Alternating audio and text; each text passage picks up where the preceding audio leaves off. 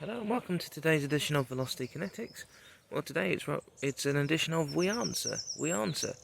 Can you have fun as a motorist or as a petrol head and still follow all the rules of the road? The reason why we ask this is because a lot of people seem to think that you can't respect the speed limit, you can't drive correctly and within the rules of the law and have fun. But a lot of people also seem to think that the only way to have fun in a car is foot down, flat out. Which, don't get me wrong, that sort of stuff can be fun, but is it possible?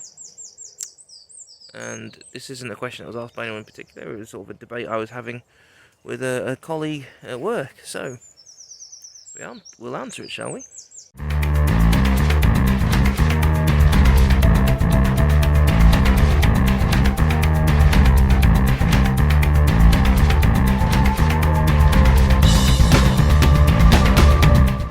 So, it's been a little while since we've done one of these, really, hasn't it?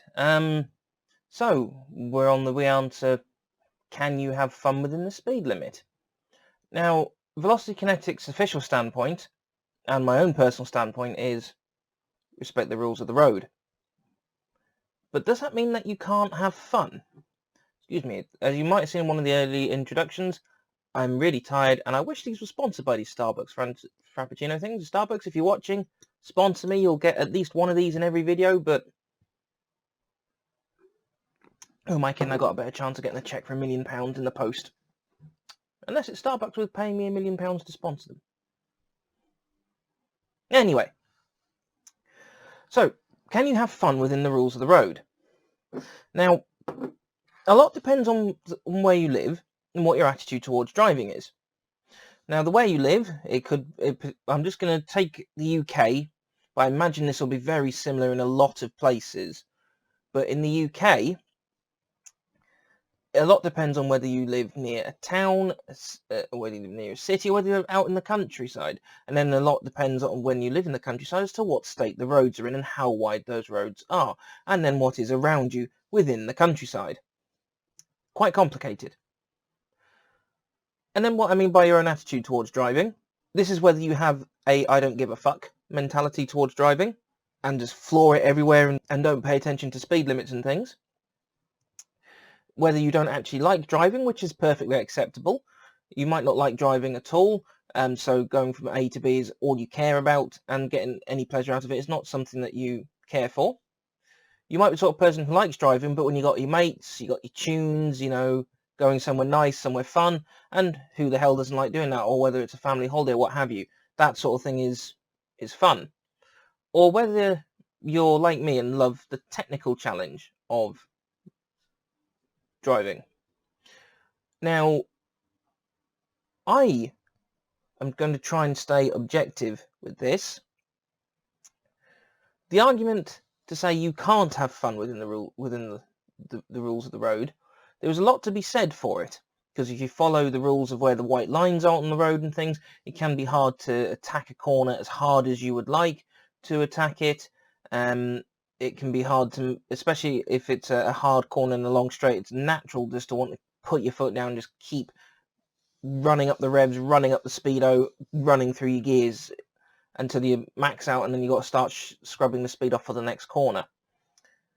So if you're in an area where there's where you're on national speed limits, so on most country roads in the UK, unless it's not really wide enough or there's a lot of farm traffic around, it's 60 miles an hour. A lot of people maybe keep around the 45 to 50 mile an hour mark if it's in places that they're not completely familiar with. So if you've come out of a series of slow corners, your natural urge is to try and get back up to speed. But if you've only dropped to 30 miles an hour, you've only got 30 miles an hour to play with to build back up. And if you've got a car like mine, not as in you've got a Suzuki Baleno, what I mean, brilliant if you had one too. Feel like not the only one having one, but whereas you can easily reach 60 miles an hour in second gear. Maybe that, granted, that might be at the end of what your car can do in that gear, or you can easily hit it within third. Then that sort of leaves fourth and fifth a bit redundant unless you've got a massively long straight coming up. So in that sense, you can't necessarily have the level of fun you would like to have within the rules of the road. I know I would just love to see how fast my car could go in a straight line.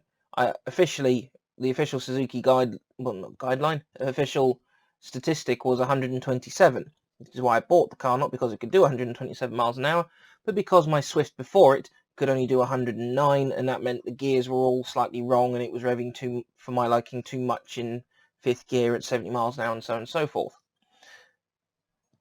Now, this isn't taking into consideration what sort of car you've got, so whether you're lucky enough to have an Aston, like when we had the Ride in the Aston Martin video nearly 2 years ago now. If you've got an Aston like that, then 60, it's not really even getting close to what it can do.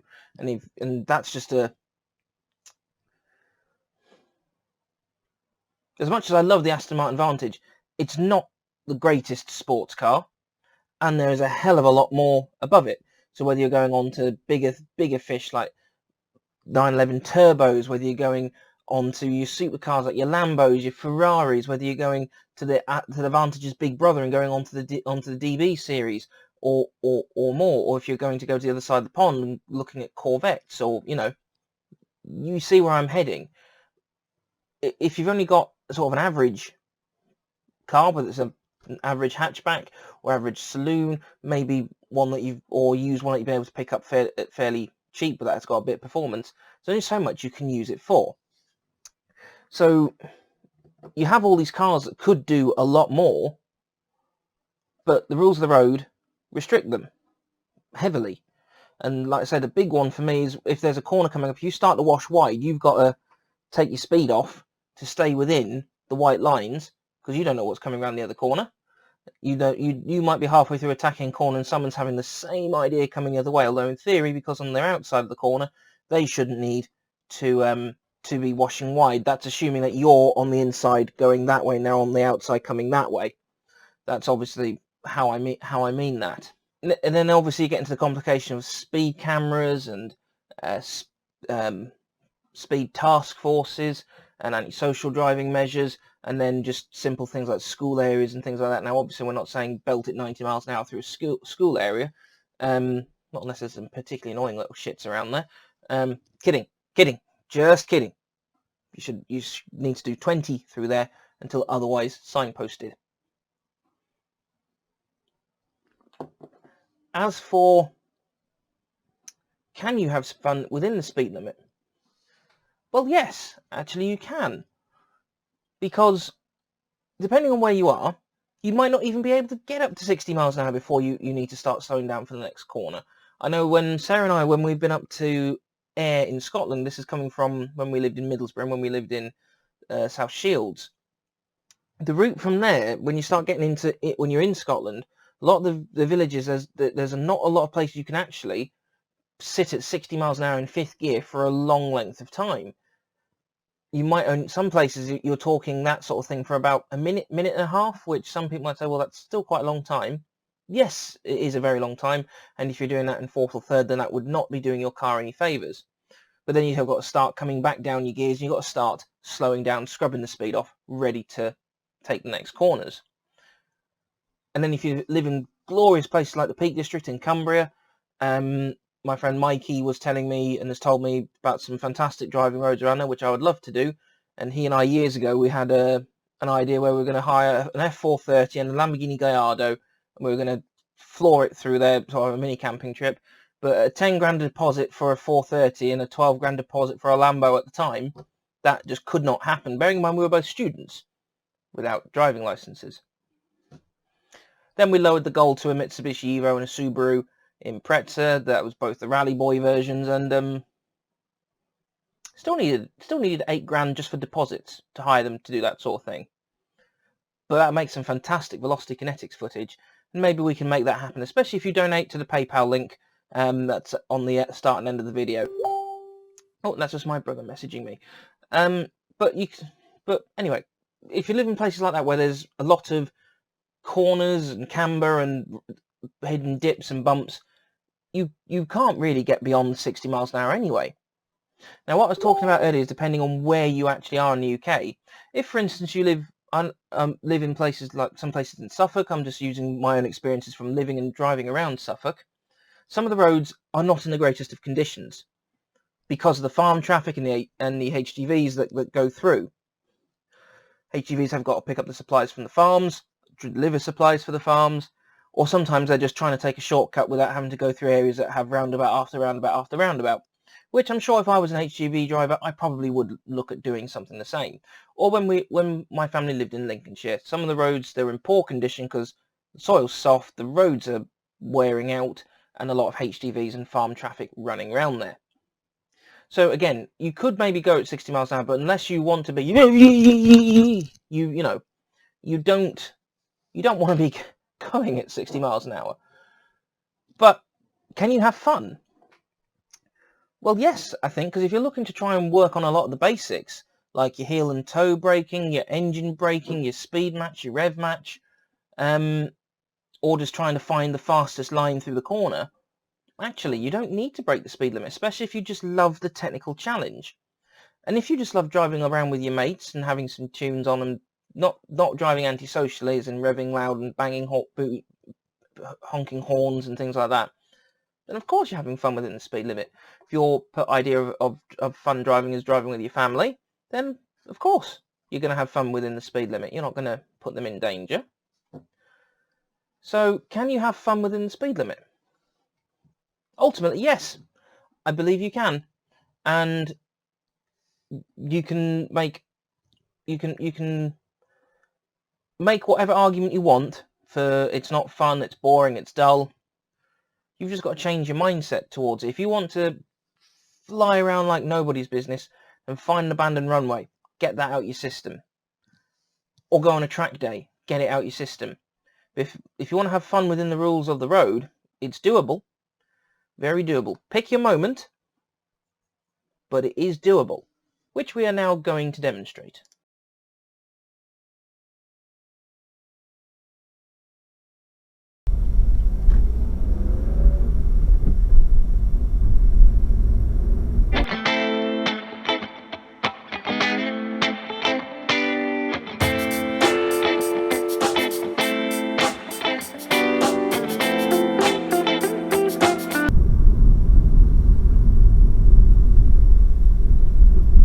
Bit of fun, shall we?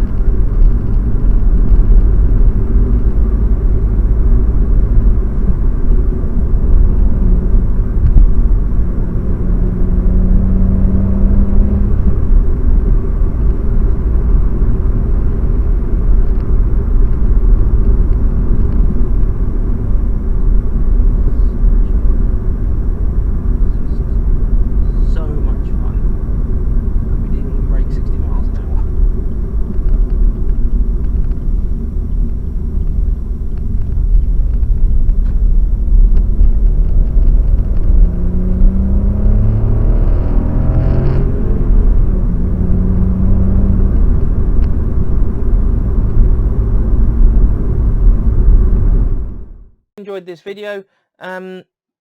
We're going to try and get as much content out as we can shortly. As I've mentioned in the Facebook post nearly a week ago now, work has just been phenomenal recently, not a good phenomenal, sort of phenomenally busy, very trying, toying and trying on my mental health quite badly at times, and plus with Sarah and I trying to plan our wedding, and hitting the stresses with that. It's not always convenient to start filming and shooting a video. Granted, I've not had very many ideas for videos recently, but I also, as you may have noticed over the course of the channel, where I can, as long as I don't follow the trend, because there are videos I've done that are on the same hot topics that a lot of other bloggers and vloggers cover in motorsport and Formula 1. But I try and comment on it if I've got my own viewpoint on it. I don't want to become one of these people that sits and shouts at the camera or at the whatever device they're using and sort of hey, look at me, my opinion's right. Maybe we're being too even-handed on this channel. Who knows? Well, I know I'm doing what I like to do. So content, and I think I also mentioned it in the 2020 review video.